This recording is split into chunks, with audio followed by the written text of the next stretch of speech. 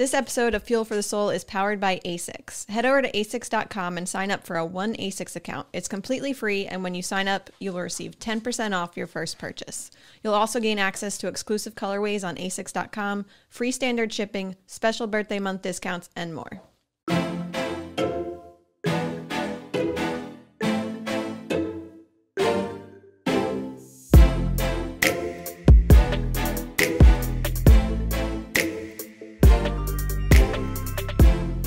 Hi, I'm Thomas with Believe in the Run. And this is Megan with Believe in the Run. And this is Megan with Featherstone Nutrition. AKA Feathers, AKA Spectator Supreme, AKA Emma Jane Bates, #1 fan. Also loves hugging Allie Feller and Megan Murray, who is sitting next to me. Feathers. Mm-hmm. I like hugs. He just recapped Chicago.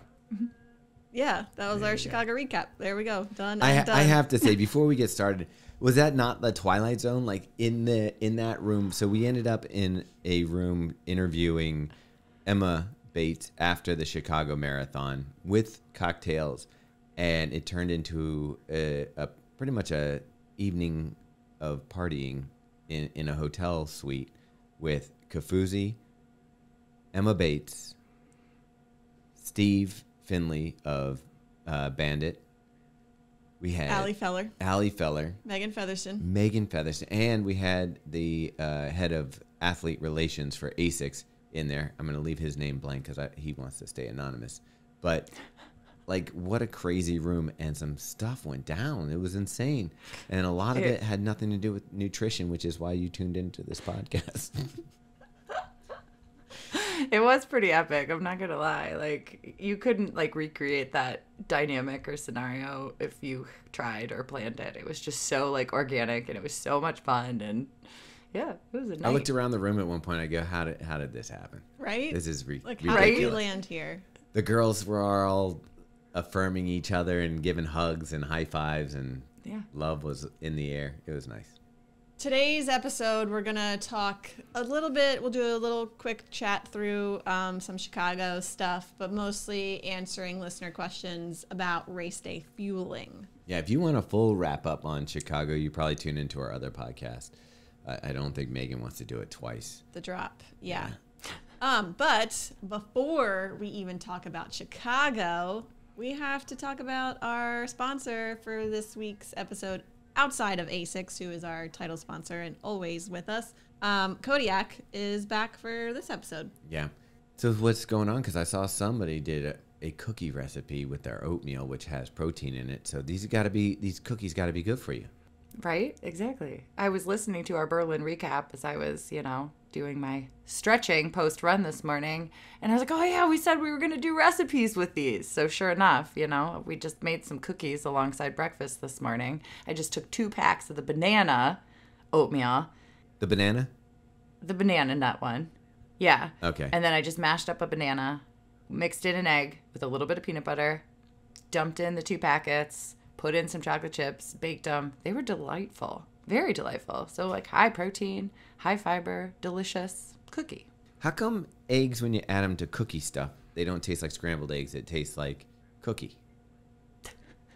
Okay, so a little food science lesson for you here, Thomas. The egg is actually the binder in baked goods. So if you don't add eggs, things like fall apart and crumble. So the egg is literally just Trapper kind of Keeper? holding everything together. Trapper Keeper is the egg. Sure, just All right, like I that. like that. I mean, everything sounds good that you put into the cookie. So Yeah. now you can kind of extrapolate because like all the science and stuff. So you use the peak oatmeal, which already has protein in it, and you ended up how much protein is in one of those cookies then? Because you're putting peanut butter protein. It protein. made 8 cookies, so it would be 7 grams ish in a little cookie. They weren't big, so yeah. Pretty I mean, good. it's pretty balanced. good? Yeah. I think it's good. I think it's really good, and it worked wonderfully. Like, it tasted great. Like, it tasted more like a banana bread chocolate cookie, you know, like it wasn't like crisp like a cookie, obviously, because we're putting peak oatmeal in it, but it was delightful. I loved it. Sloan loved it. Smith took a look at it and started pouting because he thought I was making the just like regular chocolate chip cookies, and he didn't like that there was chia seeds and oats showing, and so I was like, sorry, bud. Damn it, Smith, get with the program. He didn't even try it, so we can't. I know. You can't let him judge these cookies. Yeah. No. Yeah. But that sounds like a good thing to like be able to have for post workout, when like we always talk about like when you have to get the kids to school, or you have to kind of like you're on a quicker turnaround schedule. That sounds like a great thing to have just sitting around that you can pop in.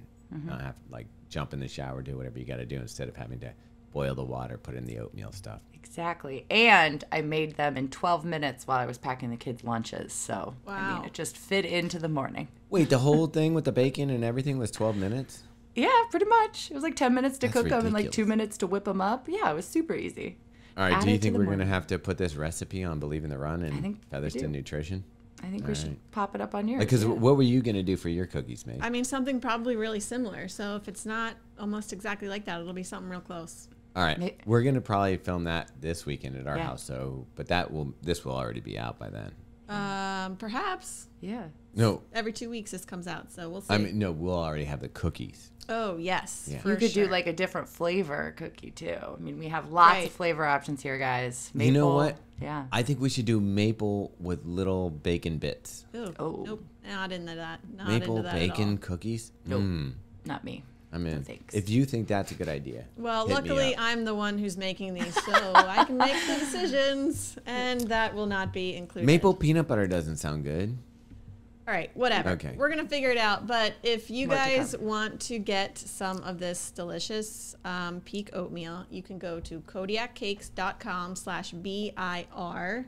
That will get you 20% off of their peak oatmeal bundle, which comes with all 3 of the flavors that we love. So that's the maple, banana nut, And blueberry and cream. is it blueberry cream? Berries and cream or something, I think. Yeah. And yeah, it's really good. If you don't I want like to turn them it all. into cookies, just eating it by itself with the 20 grams of protein, it's delightful. Well, I like the oatmeal with a little moat of milk around it, and then eat that up. It helps it go down. However you like your oatmeal, it's delicious. Do you know what I found interesting about Chicago, though? How many people have adopted feathers for you? Yeah. I'm definitely Like, there was feathers. a It's lot stuck. of feathers. Yeah. And I'm like, it's working. Yeah. Especially when I'm with you guys. Like, it's always feathers. I like it. Yeah. It's working. Yeah. There was a lot of fuel for nutrition. No, Featherston Nutrition. I saw people all over the place that were Featherston Nutrition. Yeah, the one thing that I just keep kind of reflecting on is, you know, I was there running Chicago last year, so it's literally been 1 year that I can compare that experience to, and I'm like, geez, like, life has just really skyrocketed. You know, like, I couldn't get down to the Walgreens and back without multiple pit stops and people chatting, which I love. I absolutely love, but I was like, wow, life has really changed in a year. And I can tell you, I saw the look on Megan's face. If you are curious or want to ever meet Megan, say hello on the street, or take a photo with you, were feeding off that energy. You loved it. I love Like, it. was I great. love it. Yeah. Like, how could you So- not when people come up to you and they're like, I did your carb Tell- load and got a 19-minute PR. Like, Right. not Exactly. only am I excited that you did carb loaded, but I'm so excited you just got a 19-minute PR and you're sharing that with me, you know? So Yeah, Meg's it's like, just so exciting. my shit works. Phew. They bought onto it. No, I'm kidding. Oh, thanks God. Yeah, but it was fun to watch. It was fun to see you get some energy for it. And it was nice that we didn't have to run while Megan did. I know. We were We got master to- spectators. We were really good. We were telling my mom, like, I saw you guys 5 times out on the course, which is definitely more than I've ever seen, like, the same person out on a course ever, which was so nice for me. And Tim Rossi said we were everywhere. Yeah. He's like, you guys were everywhere. We were at like 1.5, 3, 14, 17, and the finish. And we got there yeah. right as Safan Hassan had won. Like, right. Like, we barely We were missed hearing it Yeah. on the, Yeah. Yeah. So then we got to see all the American women and you finish. Yeah, very, very cool. You're my favorite American woman. Thanks. I will, American like, woman. we were saying earlier, I'm going to do a full recap on the drop, so I won't do that here, but Yeah. I will note a couple things Maybe your nutrition? of the nutrition. Yeah. Yeah. So my carb load, I was not and I usually am never very, like, perfect with it. I'm not measuring stuff out. Like I try and make sure that I'm increasing my carb intake, reducing my fat and protein intake for at least the 2 days before, which I did fine. I didn't find myself like super hungry, so I was kind of like forcing to drink some more and eat a little bit more just because I didn't feel very hungry beforehand, but I didn't feel like I didn't get an adequate amount of carbs because I felt fine on race morning. And then I will say I went out at an effort that was beyond my abilities. And so I found that I needed to take my Morton gels in sooner as well, kind of like you did in Berlin. So I took one caffeinated 10 minutes before the start, and I actually took my second Morton gel around 24 minutes, I think it was, 23, 24 minutes. And I was already at like 4.5 miles at that point, and I was like, I'm ready for another gel, which normally is the complete opposite. I'm normally having to force myself every 30 minutes to be like, you have to take this now. And this was the first time in a race where I was like, is it time yet? Can I take another one? And so I ended up taking 6 gels Which is the most you've ever taken during a race. Yeah, that's awesome. And I think the last one was around mile 22. And I needed every single one. And I think it's the only reason that I was able to sustain the paces I did, even though I slowed a lot. I definitely think the fueling, and I also carried a handheld with my scratch for the first 18 or 19 miles. I think I kept it that whole time. Wow. Because it was a cool day. I didn't feel like I needed a ton of hydration. And I also just didn't want to throw it away until it was completely empty. And so I held on to it until like 18 or 19, Wow. which I think was really important. That's crazy. Yeah. Now, you didn't end up hitting your big goal, Sure did. but you still got a PR for the day. Yeah.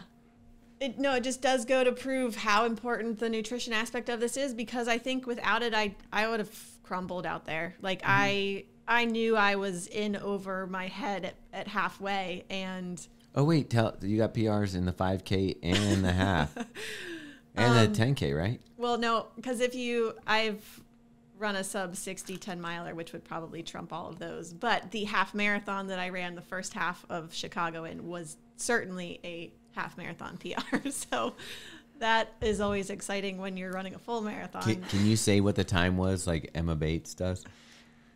79 minutes. Yeah, we were talking about how if you're really fast, your half is in minutes, not in like hour 20 or something. I love it. 79 minutes, yeah. And for anyone who might be listening and missed Meg's performance, she finished in 2:45:02. So pretty impressive. Ooh, that 2 seconds could have been cool. I know. Well, to my defense, like Megan, I wasn't looking at my watch, but towards the end I was like, well, what if I'm like on the edge of because I didn't know if I was running a 2:40 or a 2:50 at that point. I was like, I'm somewhere in that You range. said you thought you were running like 7 to 8 minute miles. At the end, I was like, this is probably 7:30. But I just didn't want to look because I was like, that makes it real. And so at the end, I just looked at my overall elapsed time, and it said 2:44:50, and I was right at the finish line. And so when I stopped my watch, it actually said 2:44:57 or 58, and so I thought I had done it. No, but I love the message about fueling a little earlier when our intensity is higher. I think that's something everybody can kind of take away from this too. The higher intensity, the more carbohydrates we're torching.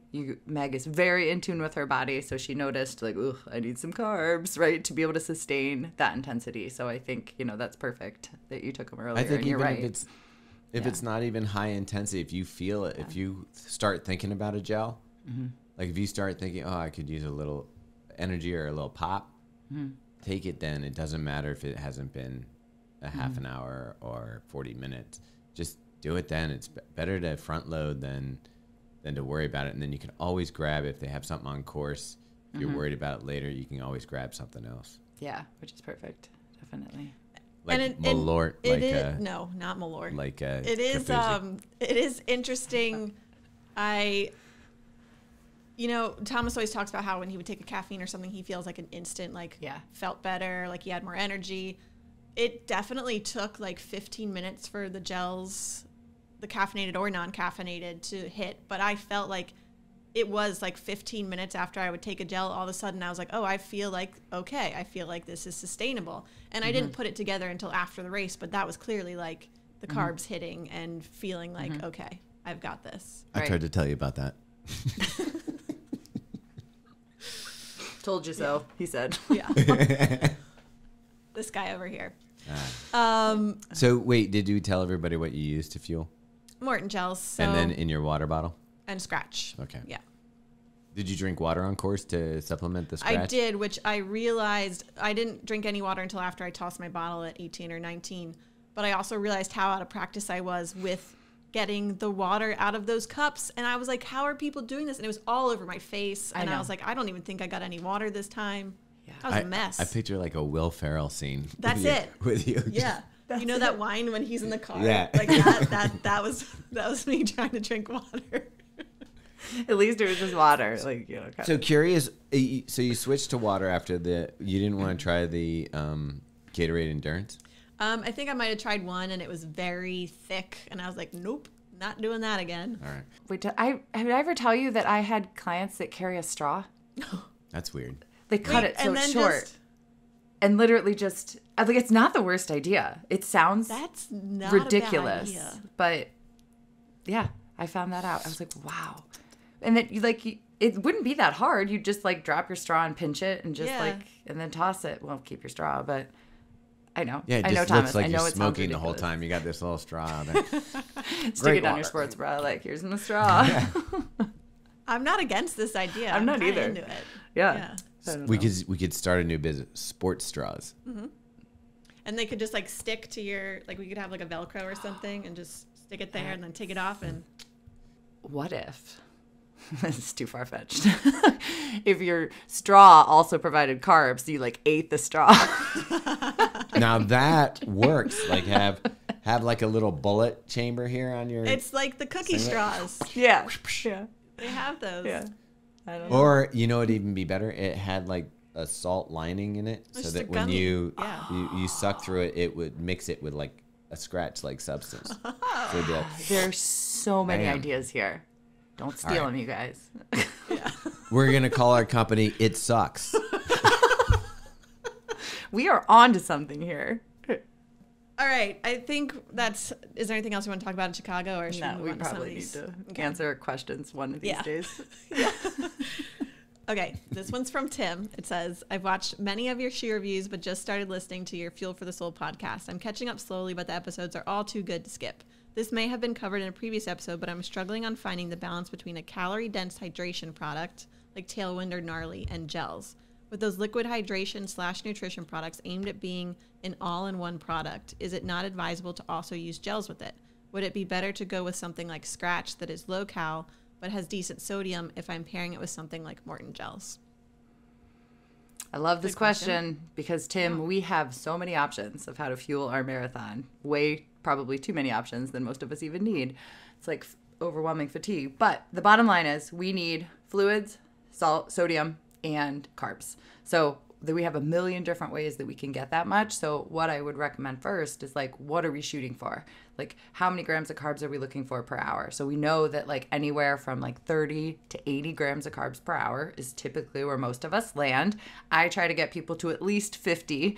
Meg probably got a little more than that in her race. I got like 75 in Berlin, right? So we've got some wiggle room there. So that's the first thing. And then if we want to drink a higher carbohydrate drink for some of that, then we account for that, and maybe we don't need to take as many gels if we're drinking a Morton 320 the first hour, right? So I'll have some people that'll start with like a high carb beverage and then switch to gels. What are you gonna say? But that makes me so.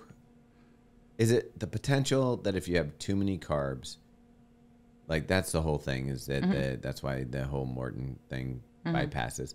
If you have too many carbs, whether it's from a drink or gels, it doesn't matter. It'll just be too many carbs.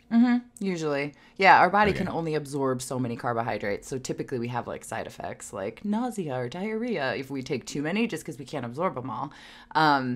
So we definitely don't want too many. I think it takes a pretty solid strategy to use a high carb drink because it's not like we're going to be able to refill that on course usually. right? So typically if we're using a high calorie or carb drink, we're switching to something else at some point so that we can carry it on us easier. So we just want to make sure that we understand what that looks like. Like I said, maybe 1 hour is a higher carb drink and then we switch to gels. But yeah, if we're using a high carb drink, we probably don't need gels on top of it unless we're like sipping that for 2 hours and then we're putting gels on top. But that takes a lot of strategy. But if you heard what Meg said she took, Scratch and Morton's, if you know what I take, Scratch and Morton's, obviously we feel that the secret sauce is, in his words, a little bit lower carbohydrate sports drink with more sodium and then getting our carbs from Morton's. So, I mean, obviously that's Meg and I's choice of how to mix those three things. I prefer Never Second.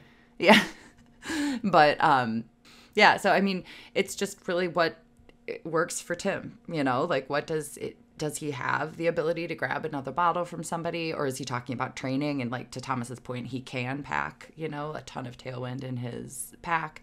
But bottom line is we want to make sure we're getting enough grams of carbs per hour. So do a little math and just figure out if your products add up to that and how we kind of need to stack them to make it happen.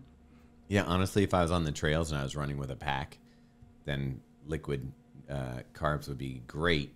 Because you don't have to worry about packaging or anything, and you can just sip through the straw. And you don't even. What I like about the bottle stuff is that it's not like you have to like pull out take the entire 110 calories, and then wait another 45 minutes. You can just constantly sip, constantly have a flow of calories coming in. Mm-hmm. So when I was in Chicago, I was on a panel with another dietitian. And we were talking about some of the data that we found from these biowearables of what our blood sugar does during a race. And I had talked before about I mentally kind of start to slip when my blood sugar comes down a little bit. So she was saying for a lot of the higher end athletes that she works with, that she's recommending that they're sipping more frequently or taking fuel more frequently to try to maintain a blood sugar rather than letting it dip a little bit. So, to your point, Thomas, I'm intrigued by this. I don't think I would ever take half a gel. I'm going to finish a gel when I start it. That seems crazy. It's too much of a pain in the ass. Right, right. But sipping Scratch in the background or sipping, you know what I mean? Or putting, like Meg and I did, gels closer together so that you don't have that dip. And like we talked about with the 160, I said, I'm I don't want people going farther between taking gels because it has more carbs, right? I think there's something to this of fueling more frequently throughout versus having big gaps for optimal performance. And I think, there's not a ton of research on that yet, but I think we're probably going to see, just because we have different biowearables to measure this, right? I think we're going to see a little more to that. So don't wait too long between fueling. Oh, I was just going to say, I actually, I never take the full gel at once.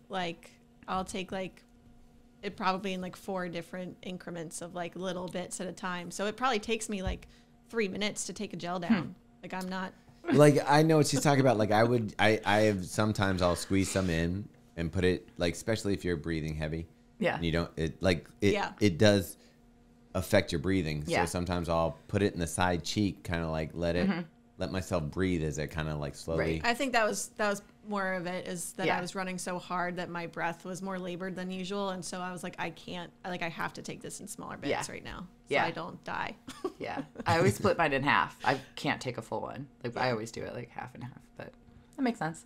All right, let's get to another question here. This one is from Amanda. She said, hello, I recently ran Chicago Marathon, executed Feather's carb guide perfectly. It worked like a gem, but my question is how to adapt this to a multi-day race. For example, I'll be running the Dopey Challenge in January, which is a 5K, 10K, half marathon, and a full marathon in 4 consecutive days. Would any changes need to be made to the current 3-day concept? For example, a bit more protein after the half or a higher volume of carbs in the last day? Also, how would the fueling for a half marathon play into the carb count? Thanks for all the wonderful tips and topics. They have been truly transformational. Whew, these Dopey challengers. The eyes. Those are wild. Have you guys ever done something like that? No. I know you haven't done I mean, Dopey. we've done stage races. But that's 20 miles a day, and you're running through mountains, and it's not a race. There's no princesses. Yeah. Nobody's No. wearing costumes. It's a bummer. There's no big finish line with confetti. Yeah. That was So the confetti gun going. part of it is like, what are we planning on doing in Dopey? Like, are we trying to finish? Are we stopping and taking pictures with characters and walking part of the time? Or are we like literally going out there and seeing how well we can do each day? So that's going to change. I'm guessing this a she's little. trying to be competitive because Okay. you wouldn't. Let's assume like, that. why would you be as concerned about your True. carbs if you weren't trying to Perform. perform? Yeah. So taking a step back, we always talk about carb loading is done when we're tapering, right? So those carbs are being stored as glycogen, but while we're carb loading for this, we're also exercising. So what I would recommend is try to start that 3-day carb load like before the full event starts. So we're going into that first day, which is a 5K, carb loaded, right? So that we've got those glycogen stores. And then really the goal is trying to like recoup what we just did. So after the 5K, we could probably just get back to pretty regular eating the rest of the day. After the 10K, again, maybe a little bit change in our eating, but then it's the half to the full that I think we need some serious attention in. So a couple different things would be, one, we need to probably fuel a little heavier in the half and in the full, just because we know we're going to be more depleted from a glycogen standpoint. So we either need carbs from our gels or carbs from our glycogen. So if we think glycogen's running a little low because we ran half at a full marathon within 24 hours, we need to fuel a little more while we're out there. So that might be something to think about, as like carrying extra gels, extra fluids, taking extra fuel from the course, something like that. And then also obviously the hydration piece. I mean, it's in Florida, even though it's in, I think it's February. It's still hot. It's still humid. So making sure we recoup the hydration piece is going to be probably as important, if not more important, than the carb piece. So just making sure that we're staying on top of both of that. But I would carb load before the 5K, keep things kind of steady the 5K, 10K day, and then it's really that half marathon day into the marathon day that you're going to have to be very strategic about eating enough, drinking enough sodium to really get back for that second one. Well, I'm also thinking if you do give a hard effort on the half marathon, you got to store up some protein after that. Mm-hmm. So True. You would. Like, would you, like, is there a meal that you would recommend that would be like a ratio of carbs to protein? Like, are we talking spaghetti and meatballs? Are we talk like what would be a good post half like recoup meal that would get you ready for the next day? I was actually thinking spaghetti and grilled chicken.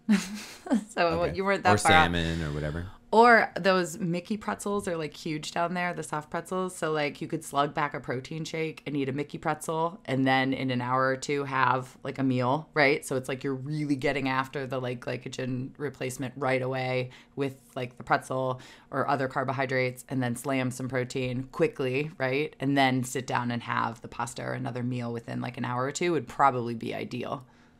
What's the Mickey pretzel? They're these soft pretzels that look like Mickey's head. I've never had one. I just see pictures of them all the time. All right, cool. So the general idea is that you still, like, the carb load's still going to work great, but it's really that half marathon to the marathon day that you just have to be really diligent. Yeah, absolutely.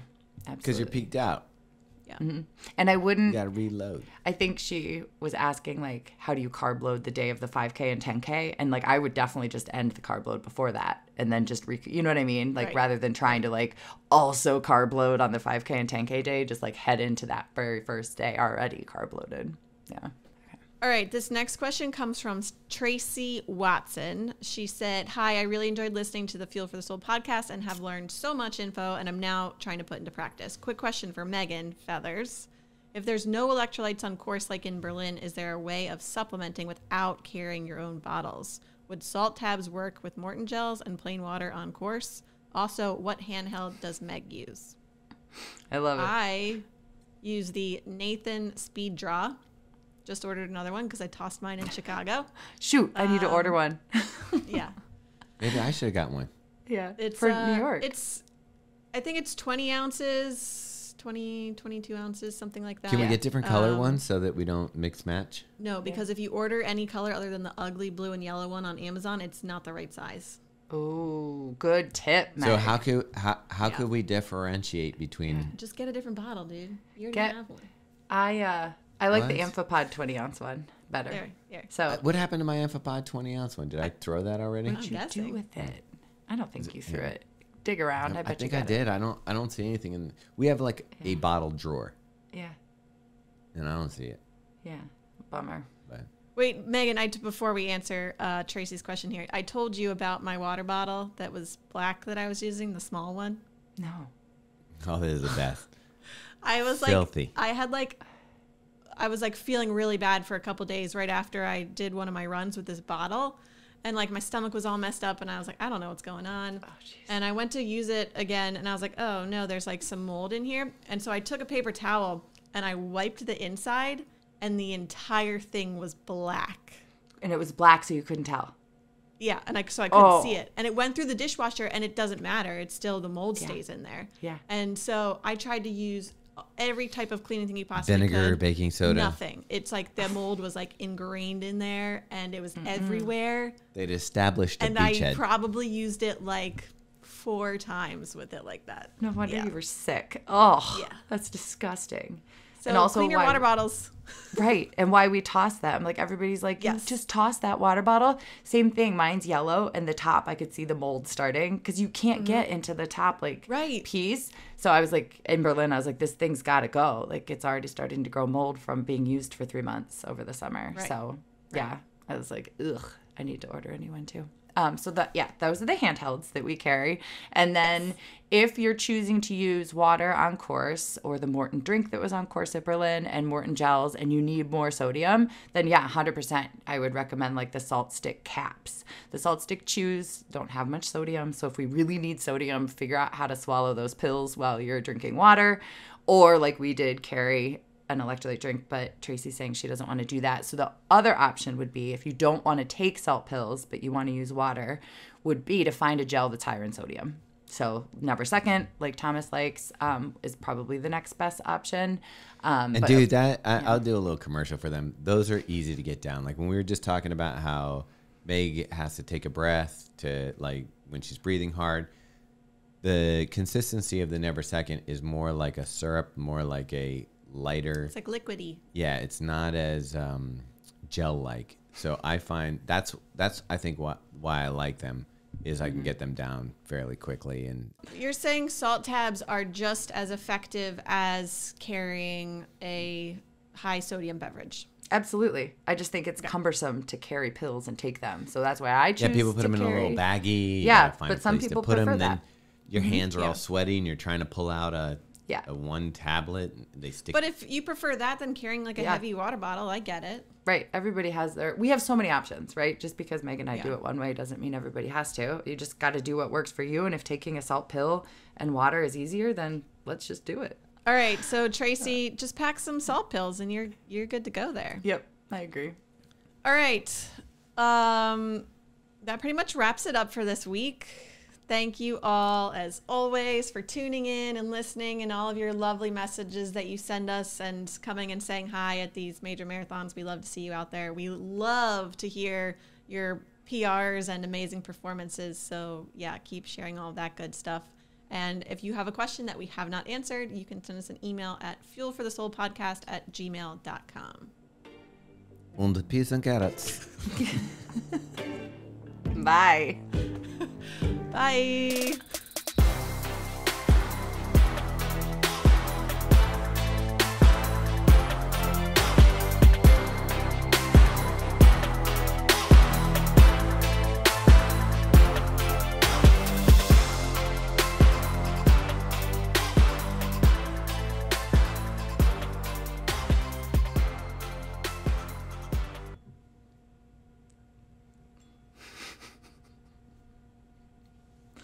I hope you guys saw that. Did you see it? You guys are nuts. Yeah, we are. Yeah, we are. Crazy. Yeah, but that's because you don't want a big load of gel in your mouth. That's true. She's like, yes, this is true. It's It's like swallowing your own spit. Okay. Oh, maybe. Your faces were like, ugh. Why would you want to do that? Have you guys tried the Suck It straw that has as you drink, it mixes the sodium into your beverage? You better like TM that fast. Yeah. What did you say before peas and carrots? It was like Und peas and carrots. What's und? And the peas and carrots. The change of accent is just, it's just